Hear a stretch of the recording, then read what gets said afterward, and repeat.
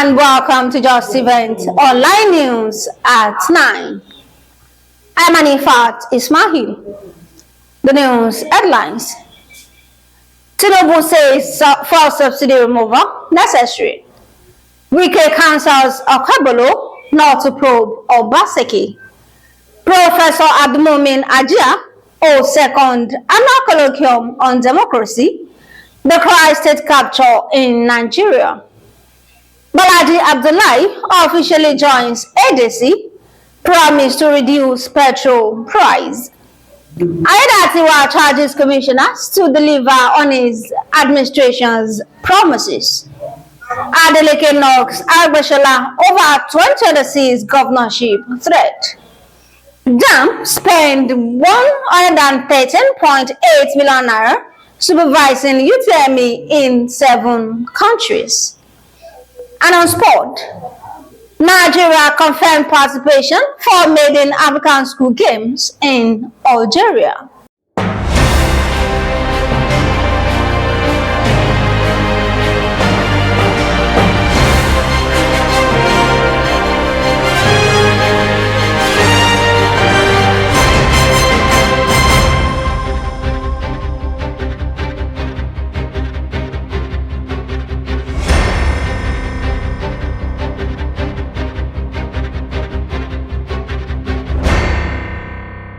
Now the news in details. President Bola Tinubu has described his government's inauguration day for subsidy removal speech as painful decision that was necessary for the country's economy. Nigeria's Minister of Information and National Orientation, Mohammed Idris, spoke the mind of the president during the quarterly meeting of the Progressive Governors Forum with commissioners of information of APC states in attendance at Mina. He urged the commissioners to arm themselves with appropriate information and data so that the country's citizens across all the states of the Federation will not only know about those reforms and programs, but also understand how to access and benefit from them. Minister of the Federal Capital Territory, Yatom Wike, has urged Edo State Governor Monday Okabolo to focus on developing the state rather than dissipating energy and resources on probing his predecessor, Godwin Obaseki.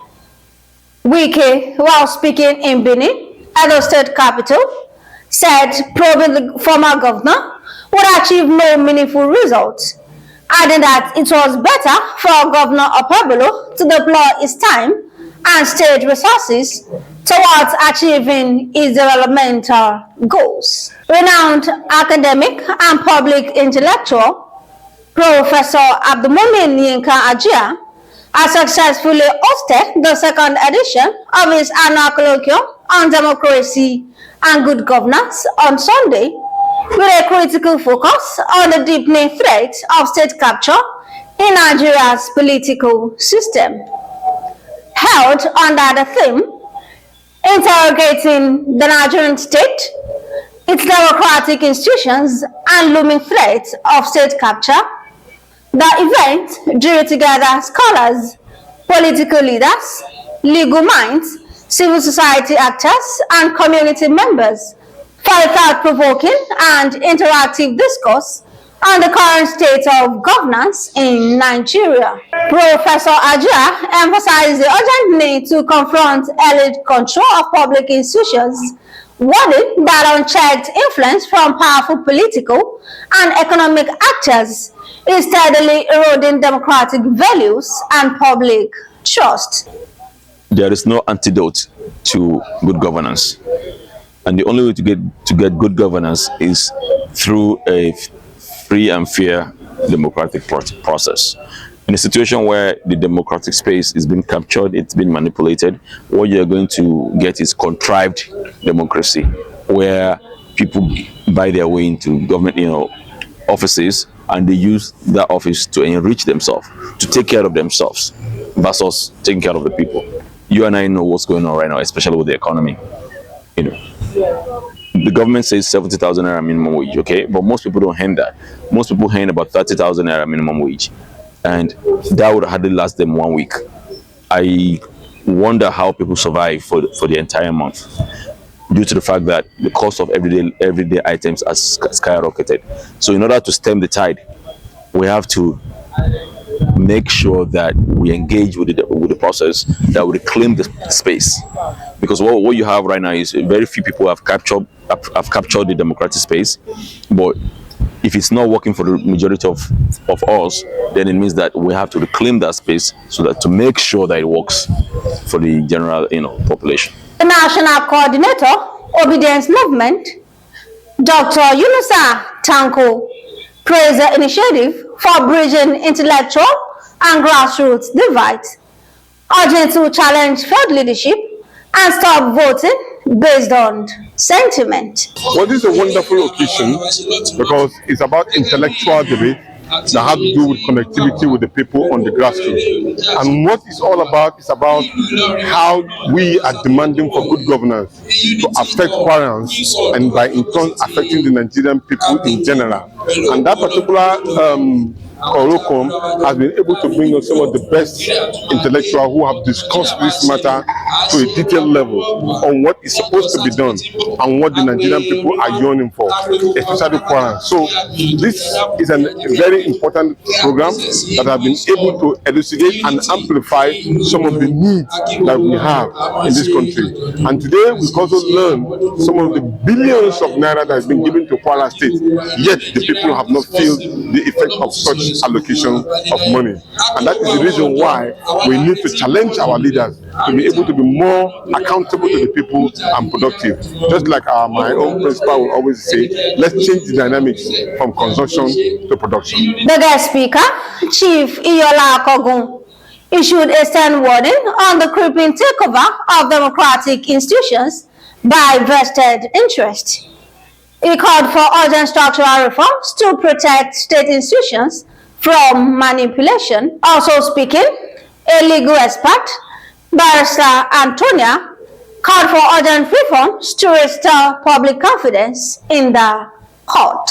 The event, which also featured breakout discussions and networking among participants, concluded with a unified call for sustained civic engagement, institutional reforms, and principled leadership to safeguard Nigeria's democratic future. Former Minister of Youth and Sports and prominent political figure in Kwara State, Malam Bolaji Abdullahi, has formally announced his defection to the African Democratic Congress, signaling a major political move ahead of the 2027 general elections. The declaration took place on Tuesday at his country home, Ubandawaki Ward, in Ilorin, Kwara State, where he was warmly received by his family members, supporters, and community stakeholders.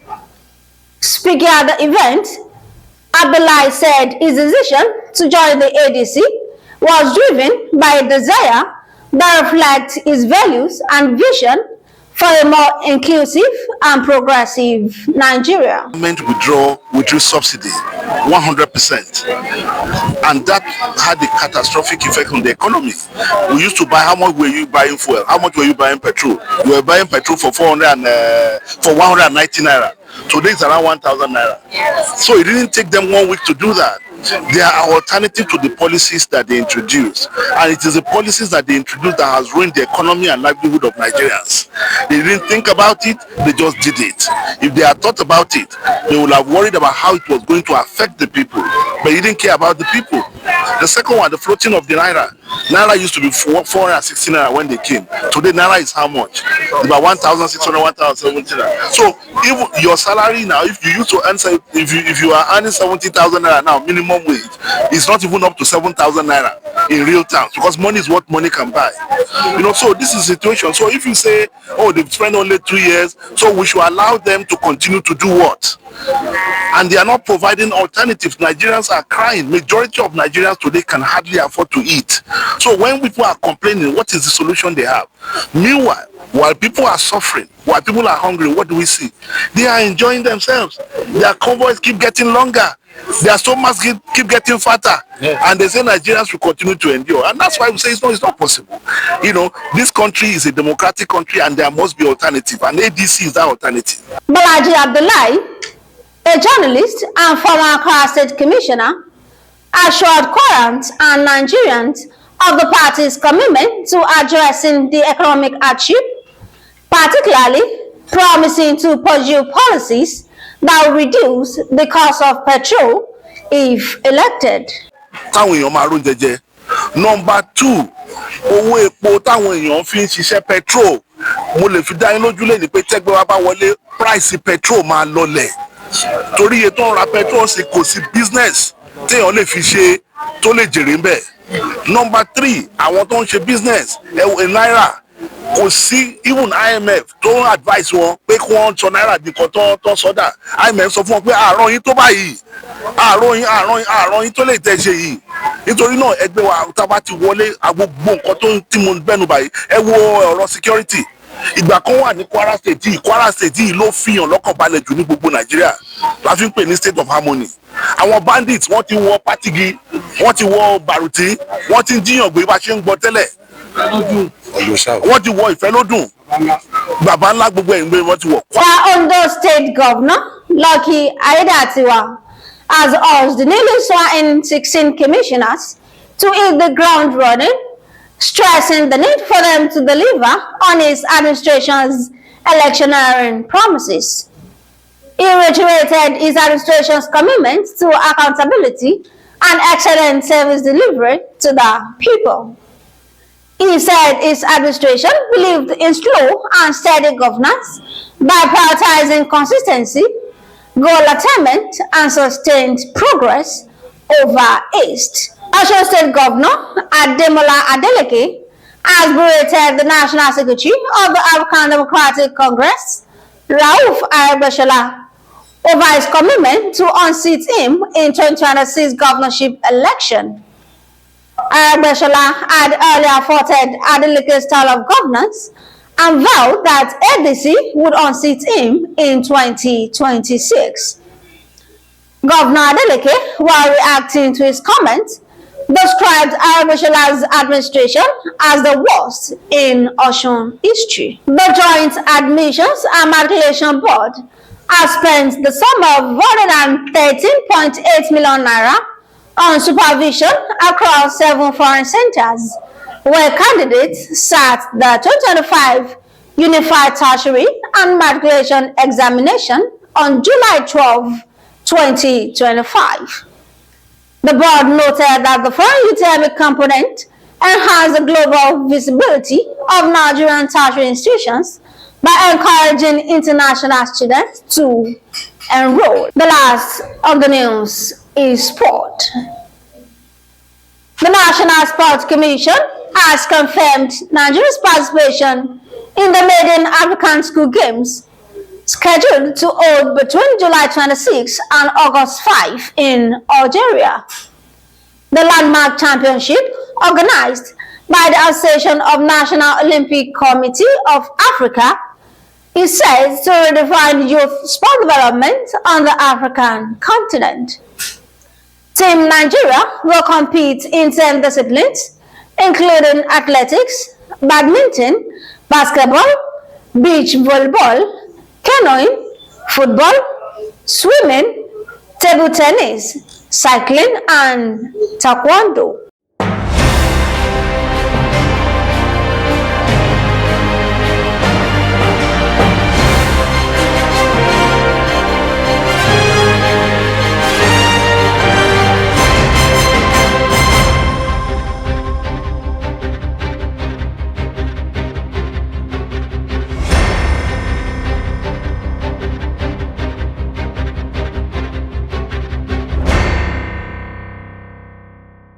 We have come to the end of the news at 9. Here's the recap of the story. Tinubu says fuel subsidy removal necessary. Wike Council Opabolo not to probe Obaseki. Professor Abdulmumin Ajia holds second annual colloquium on democracy, Boko state capture in Nigeria. Balaji Abdullahi officially joins ADC, promised to reduce petrol price. Ayadatiwa charges commissioners to deliver on his administration's promises. Adeleke knocks Aragbeshola over 2006 governorship threat. Dam spends 113.8 million naira supervising UTME in 7 countries. Nigeria confirmed participation for maiden African school games in Algeria. Thank you for watching Just Events Online News. Always be careful of whom your hand is extended to, as many are backstabbers. For more news, visit www.justeventsonline.com, and to read more updates, follow us on our social media platforms with a tap at Just Events Online. You can also send us an email on justeventsonline@gmail.com. I'm Anifat Ismail. Good night.